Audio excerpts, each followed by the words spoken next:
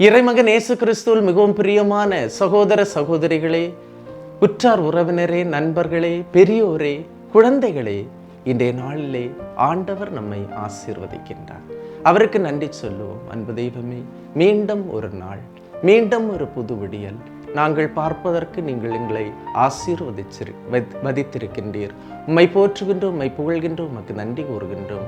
இந்த நாளை உம்முடைய பாதத்திலே தருகின்றோம். ஆசீர்வதியும் ஆண்டவரே. நாங்கள் எங்கு செல்ல வேண்டும், எதை செய்ய வேண்டும், எப்படி செய்ய வேண்டும் என்று எங்களுக்கு இன்று அறிவுறுத்தி தாரும். தூய ஆவியின் அருள் எங்களோடு இருக்கட்டும், எங்களை வழி நடத்தட்டும். ஆமென். அன்பு மிக்கவர்களே, இன்றைய நாளிலே நாம் தியானிப்பதற்காக எடுத்துக்கொண்ட இறைவார்த்தை எரேமியா புத்தகம் 1ஆம் அதிகாரம் 8வது இறைவார்த்தை.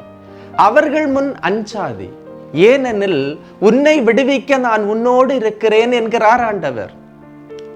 கோலியாத்தின் முன் தாவீது அஞ்சவில்லை, ஓலோஃபரின் முன் யூதித் அஞ்சவில்லை, பார்வோனின் முன் மோசே அஞ்சவில்லை, அரசன் முன் அந்த பிள்ளைகளும் தாயும் அஞ்சவில்லை, கல்லறிகிறவர்களின் முன்னால் ஸ்தேவான் அஞ்சவில்லை. யூத சங்கங்களின் முன் உன்னை இழுத்துச் செல்லும் போது என்ன பேச வேண்டும் என்று நீ அஞ்சாதே, திகையாதே, கலங்காதே. நீ என்ன பேச வேண்டும் என்பதை நான் உனக்கு கற்பிப்பேன். காரணம், உன்னை விடுவிக்க நான் உன்னோடு இருக்கிறேன். எதை பேச வேண்டும் என்பதை கற்பிக்க உனது நாவில் நான் இருக்கின்றேன் என்கிறார்.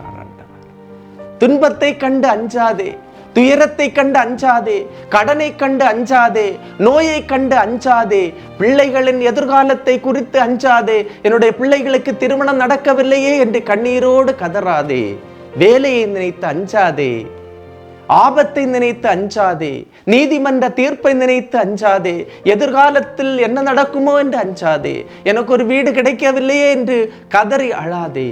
காரணம், உன்னை விடுவிக்க கடவுள் உன்னோடு இருக்கின்றார். கண்டிப்பாக இந்த இறைவார்த்தையின் அபிஷேகம் ஆற்றல் என்று உங்களுக்கு கிடைக்கும். காரணம், கடவுள் சொல்லுகின்றார், அவர்கள் முன் அஞ்சாதே, ஏனெனில் உன்னை விடுவிக்க நான் உன்னோடு இருக்கின்றேன். எனக்குள் இருக்கின்ற கடவுளை நான் கண்டிப்பாக என்ன செய்ய வேண்டும் என்றால், இந்த நாளிலே நான் அதை உணர்ந்து கொள்ள வேண்டும்.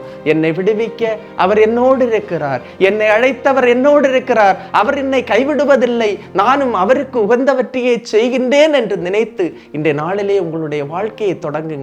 ஆண்டவர் உங்களை ஆசீர்வதிப்பார். எல்லாம் வல்ல இறைவன், தந்தை, மகன், தூய ஆவியார் உங்களையும் உங்கள் குடும்பத்தையும் நிறைவாய் ஆசீர்வதிப்பாராக. ஆமீன்.